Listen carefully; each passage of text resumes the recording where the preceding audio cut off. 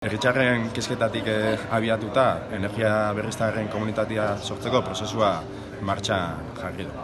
Gaur egun, gure egunerokotasunean energia daukan garrantzia ikusitza, honi erantzun bat emateko danon artean elkarlanean energia berriztagarrien komunitatea sortzera goaz.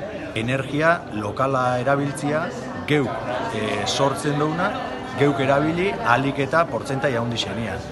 Gero, kanpotik ekarri horraldima ekarriko da, baina behintzet gure baliabideak, behintzet jakin zein dien eta aldien danak erabili eta ustiatzen saiatu behintzet. Aurten gotxaietik gabiz lanian, hilero elkartzen da eta 20 lagun edo elkartu da prozesuan, herritarrak, eragileak eta enpresa. Eta prozesu honetan egin duguna pixkat formatu inga eta egin dugu definizio bat. Iritsi gara momentu batera arte eta iruditu jaku momentua dela herritarro zabaltzeko proiektuen berri emoteko eta gonbidapena luzatzen dut dugu gerturatzeko eta prozesuan parte hartzeko.